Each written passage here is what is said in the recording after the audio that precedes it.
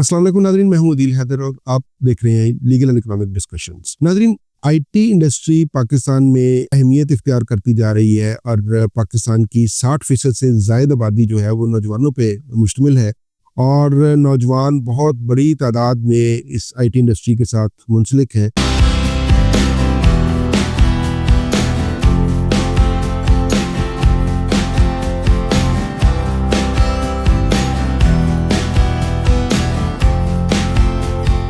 जो कि हुकूमत के लिए ज़र मुबादला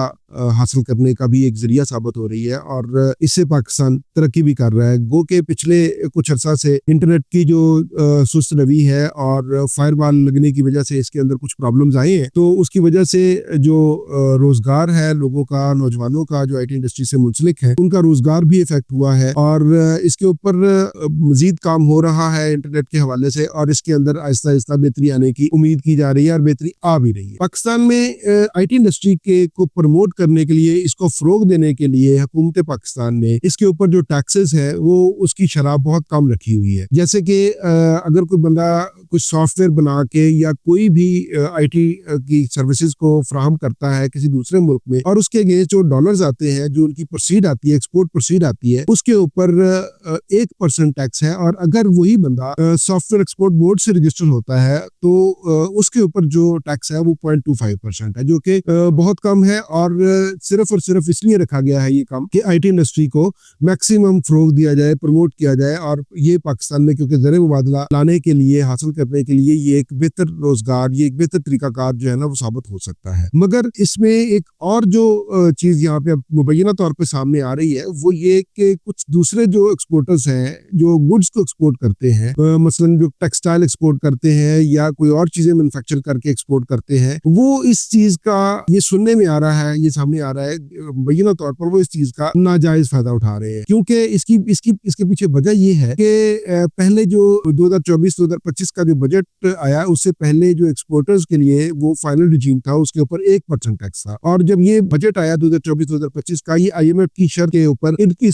जो एक्सपोर्ट्स हैं उसकी जो प्रोसीड्स आती हैं, जो ये फॉरेन रेमिटेंस आती है, उसको नॉर्मल रिजीम में तब्दील कर दिया गया, उसको नॉर्मल रिजीम में लेके आया गया और उसके ऊपर जो टैक्स की जो शरह थी उसको बढ़ा के 1% से बढ़ा के 29% कर दिया गया, जो कि बहुत ज्यादा है। और पिछले एक साल में ये जुलाई 2024 के बाद ये माली साल चल रहा है, इसके अंदर जो देखने में आया है कि जो एक्सपोर्टर्स हैं उनके जो एक्सपोर्ट की प्रोसीड्स हैं वो बहुत हद तक कम हो गई हैं, तकरीबन कोई 70 से 75% तक कम हो गई हैं और उसी हिसाब से उनका जो प्रॉफिट मार्जिन था वो भी कम हुआ है। तो ये चीजें जो सामने आई है, इसके ऊपर तहकीकात हुई है कि ये यकदम से इतनी एक्सपोर्ट प्रोसीड्स कम क्यों हो गई हैं और क्योंकि जो पिछले कई सालों से जो एक्सपोर्ट प्रोसीड्स आ रही हैं वो एक प्रोसीड्स है उसकी वो बहुत ज्यादा थी और अब उसकी प्रोसीड्स यकदम इतना गिर गई है, तो इसके ऊपर भी तहकीकात का आगाज कर दिया गया। जबकि एक और इसके साथ साथ एक और भी चीज जो सामने आ रही है वो बड़ी ही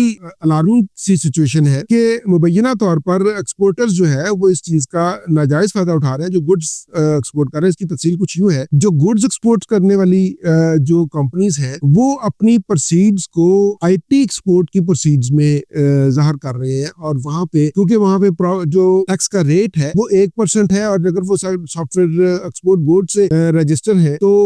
उसका रेट जो 0.25% है। तो इसके अंदर जो सबसे ज्यादा जो चीजें नजर आई हैं वो टेक्सटाइल के एक्सपोर्टर हैं और इस चीज को क्योंकि ये चीज सामने कैसे आई कि सिर्फ जनवरी के महीने में जो सिक्योरिटीज एंड एक्सचेंज कमीशन ने जो पार्लियामेंट की फाइनेंस कमेटी है जिसके अंदर वजीर खजाना साहब भी थे, चेयरमैन एफबीआर साहब भी थे, एससीसीपी ने एक रिपोर्ट पेश की जिसके अंदर के जनवरी में सिर्फ आईटी से रिलेटेड 652 जो है 652 कंपनीज जो है ना वो नई रजिस्टर हुई हैं। जबकि हमारे यहाँ हालात ये है कि अभी इंटरनेट की बंदिश और फायरवॉल की वजह से ये जो सेक्टर है हमारा, ये एक दफा अफेक्ट हुआ है, ये आहिस्ता आहिस्ता दोबारा ग्रो कर रहा है, मगर ये इतना आगे नहीं गया अभी कि इसके एक महीने के अंदर ही इसके अंदर 652 जो कंपनीज है वो रजिस्टर हो जाए। तो इसके अंदर जो है ना वो एक अलार्मिंग सिचुएशन ये भी क्रिएट हो गई है। आईटी एक्सपोर्ट्स जो है उसकी प्रोसीड्स पे टैक्स बहुत कम है, जो नाजायज फायदा है उसका वो दूसरे एक्सपोर्टर्स जो है ना वो उठा रहे हैं और इसके ऊपर ये खदशा जाहिर किया जा रहा है कि जो इन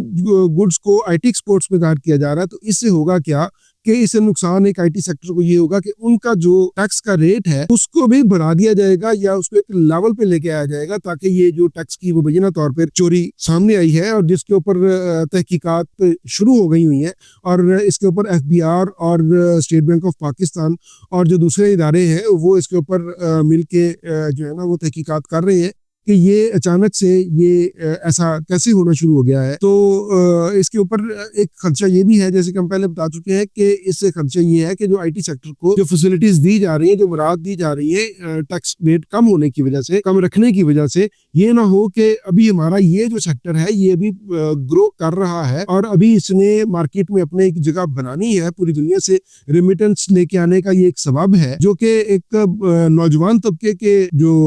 वसाकत से ये रेमिटेंस आ रही है। तो इसको लो टैक्स रेट पे ही रखा जाना चाहिए अभी तक, मगर इसके ऊपर ये खदशा जाहिर किया जा रहा है कि इसको भी बढ़ाया जा सकता है, क्योंकि अगर ये टैक्स चोरी वहां से नहीं रुकती तो फिर ये खदशा जाहिर किया जा रहा है कि इसको भी बढ़ा दिया जाएगा। इसके ऊपर